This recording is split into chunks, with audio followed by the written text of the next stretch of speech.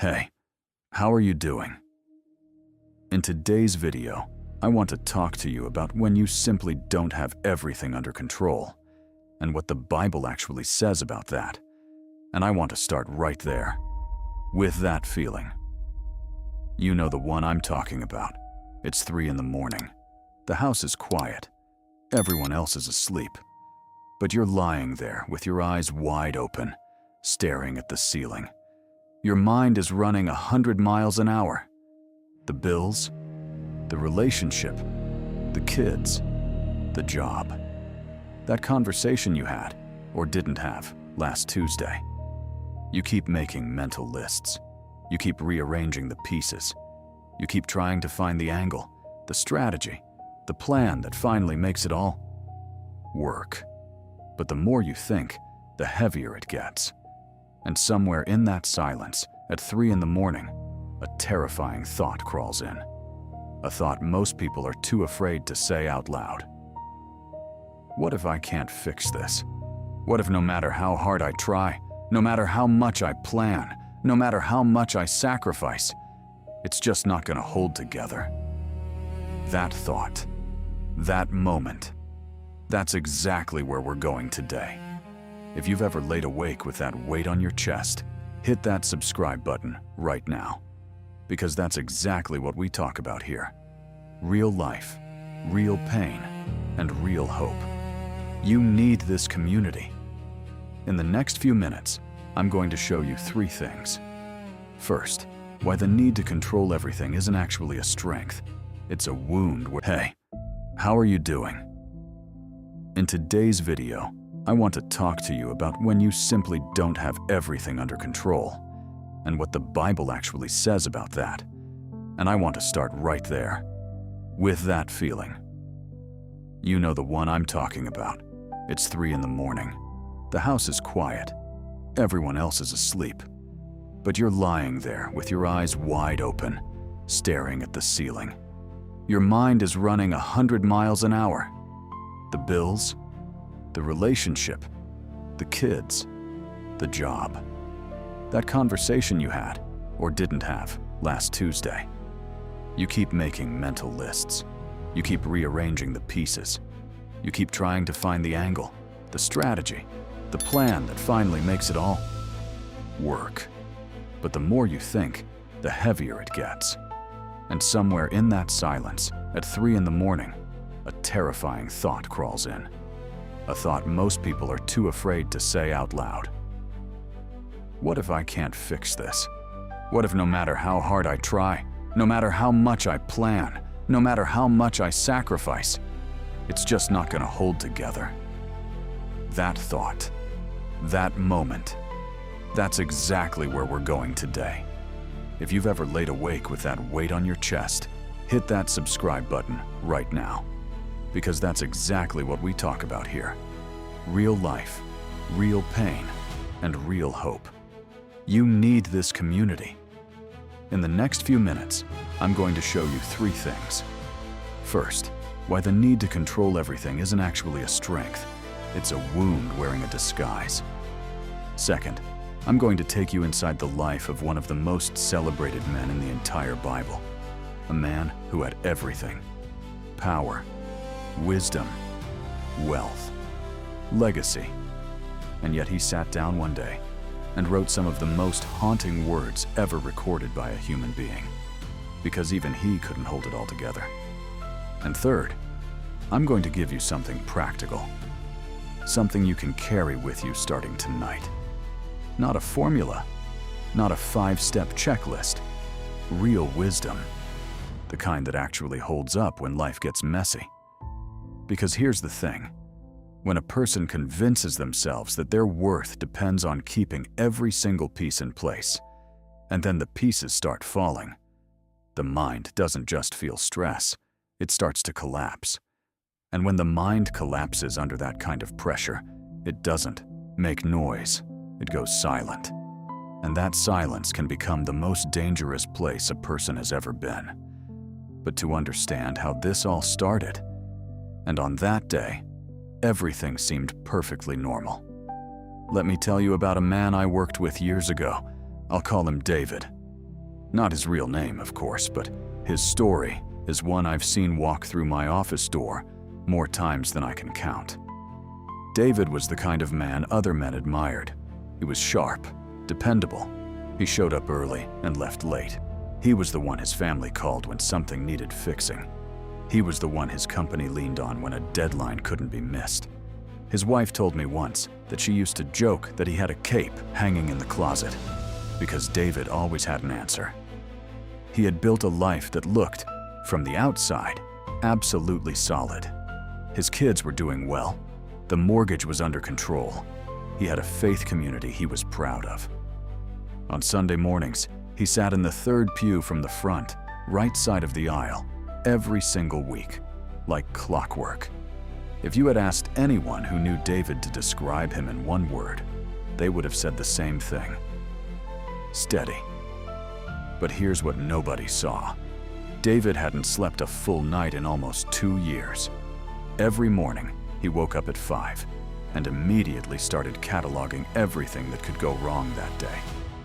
Before he ever poured a cup of coffee, his mind had already run 3 disaster scenarios for his business, 2 arguments he might need to have with his oldest son, and a mental review of every financial decision he'd made in the past 6 months. He didn't see this as a problem. He saw it as diligence. He called it being responsible. His therapist, yes, he eventually came to see me, called it something very different. He called it survival mode, permanently switched on. The day David's world cracked open wasn't dramatic. There was no explosion, no single catastrophic event. That's the thing about this kind of breaking point. It rarely looks like what you expect.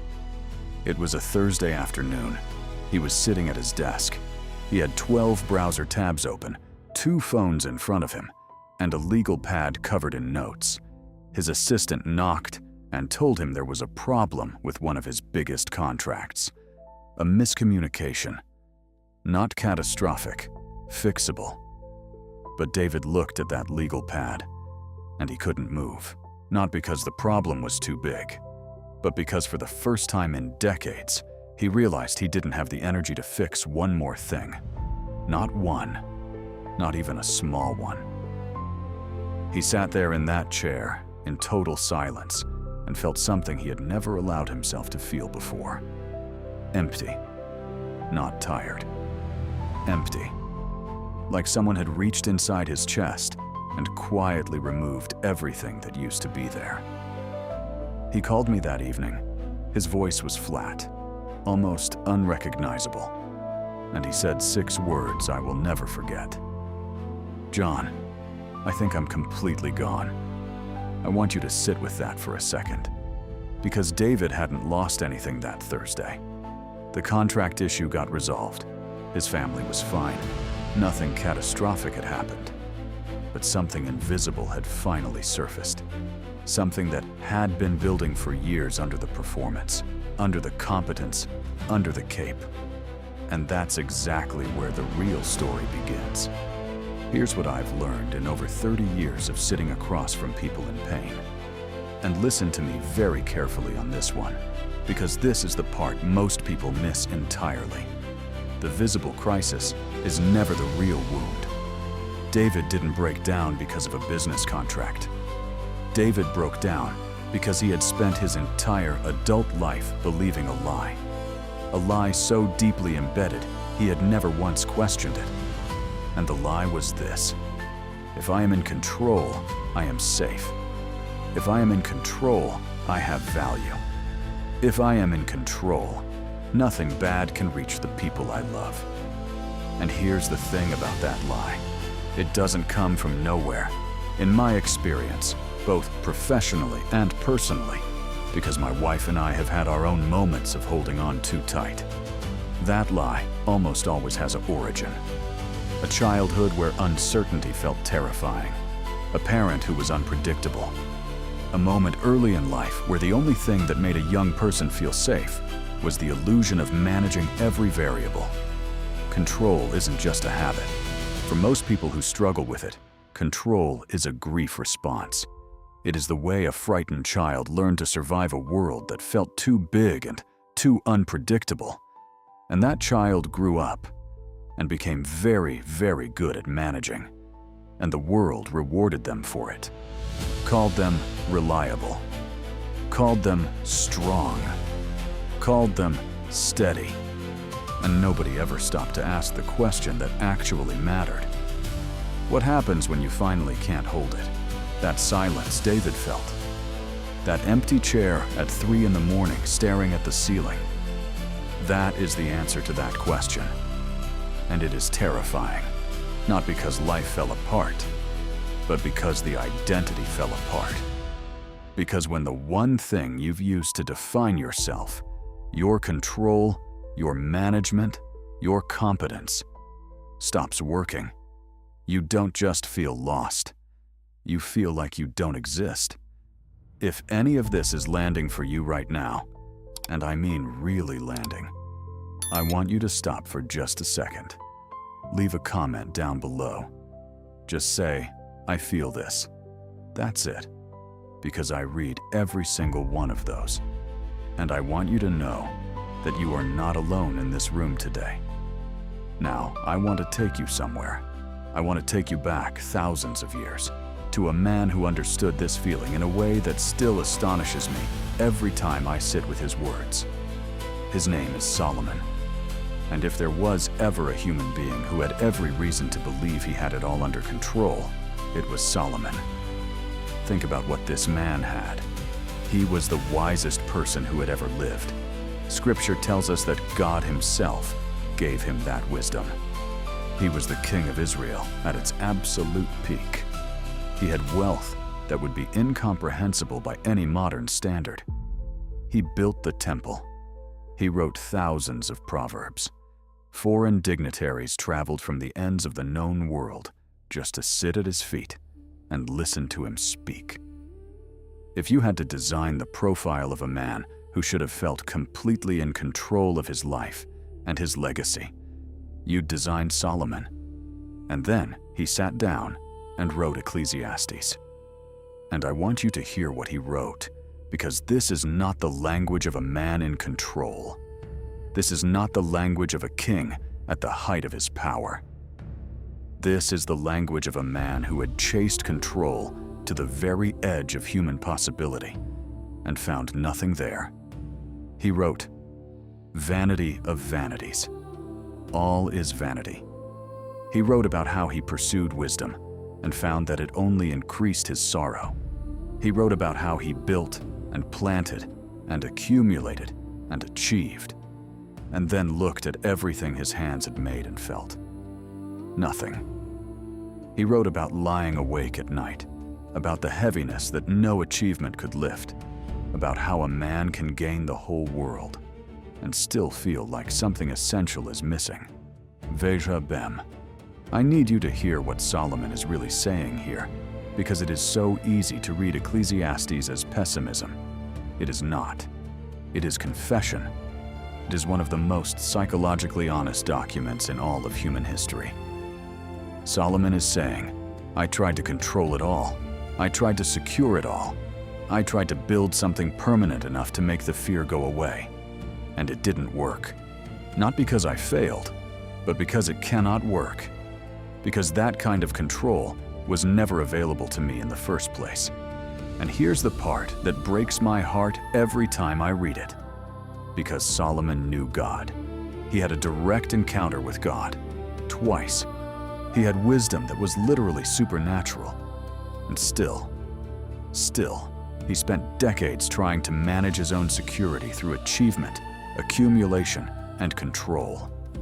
If Solomon fell into that trap with everything he had, what does that tell you about the power of this particular wound in the human heart?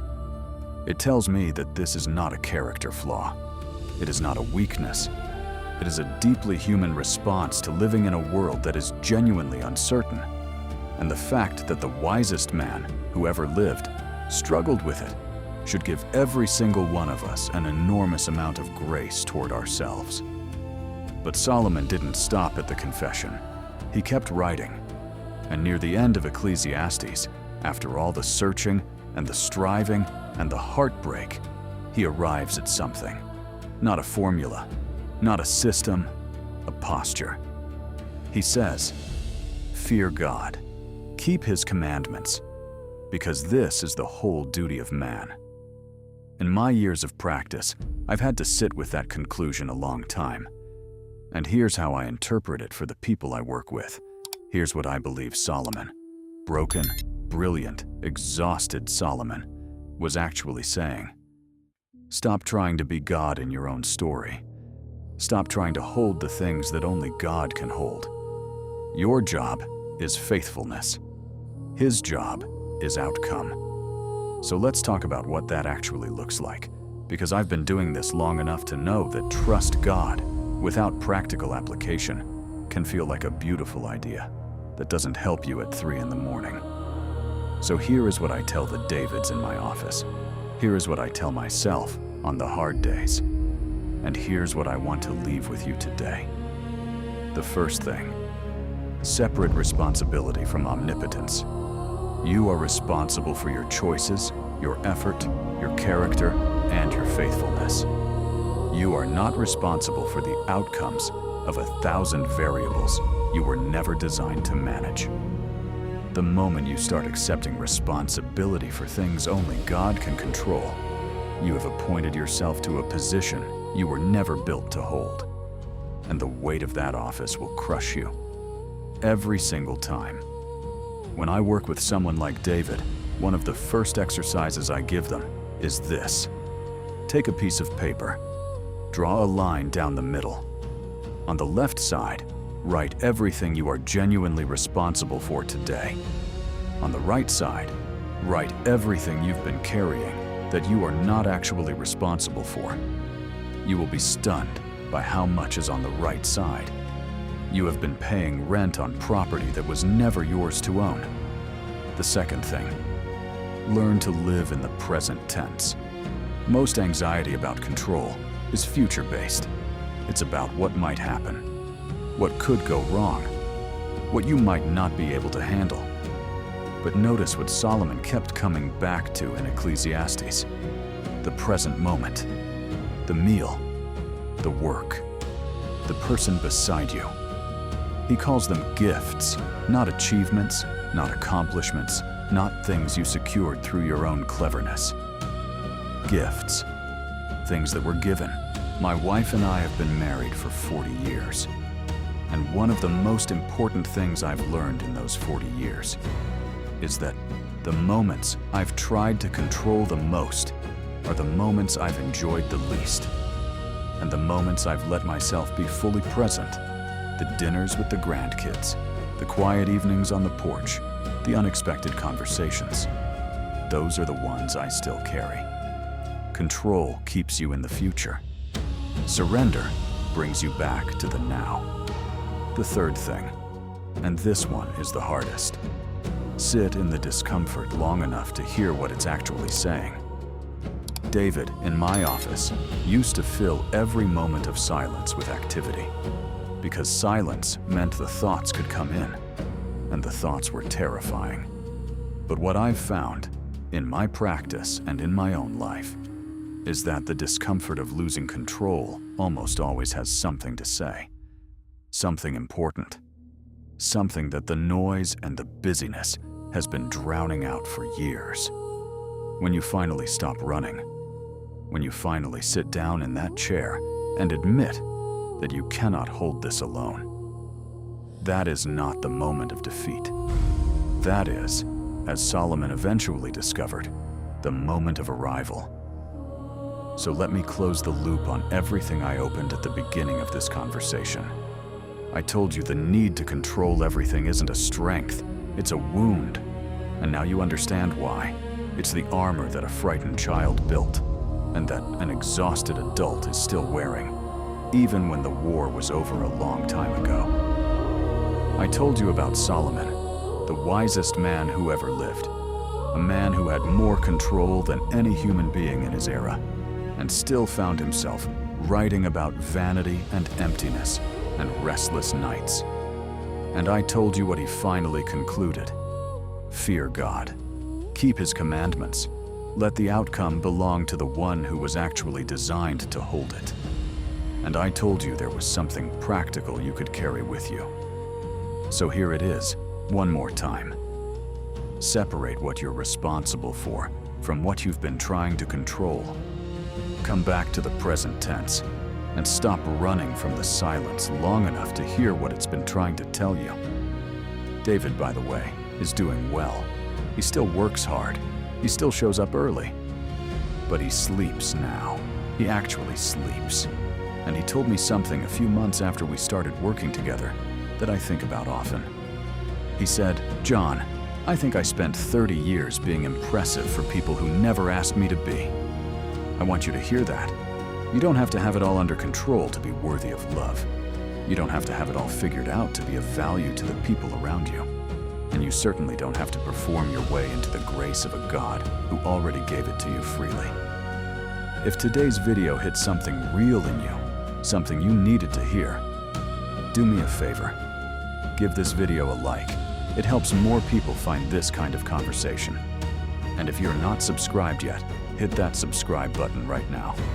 We have new conversations here every week, and I promise you, they go deep.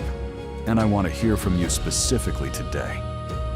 Leave a comment right down below and tell me, what is one thing in your life right now that you know, deep down, you've been trying to control, that you were never actually meant to carry? I read every single comment. Every one. I'll see you in the next one.